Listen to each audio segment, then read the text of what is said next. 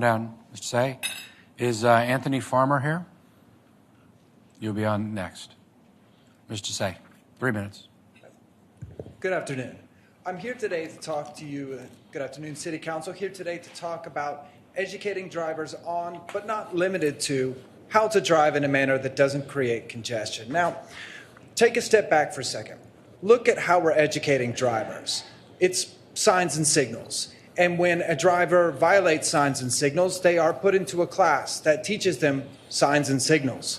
Most of the time, drivers violate signs and signals because they, A, didn't recognize they were in a school zone, or B, they didn't care about the double white line because they felt safe. Now, what I did, I put out an ad in Craigslist, right? Educating services from a 15-year driving professional. Within an hour, I got an overwhelming response for people wanting to purchase my services. Mostly it was adults wanting to purchase service for their children. But what does that tell you? We have a lack of education on the roadway. Now, in regards to traffic congestion, we believe that it's a population problem.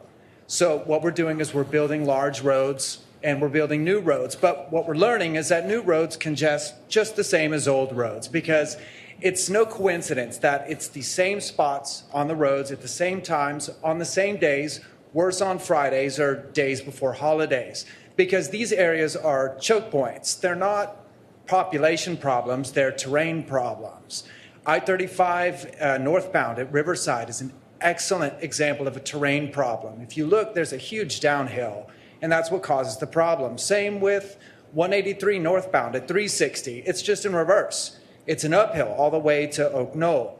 So what I suggest for the City Council is give me a focus group. Let me teach these focus groups what I'm talking about and how to drive in a manner that doesn't create congestion.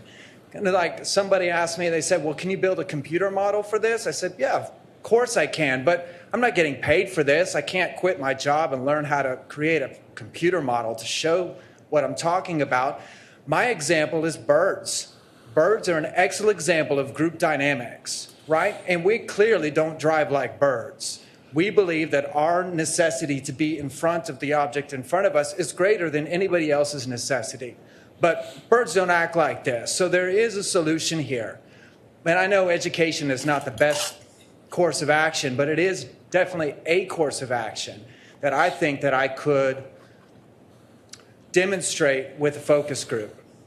Thank you. Thank you very much. Come on down.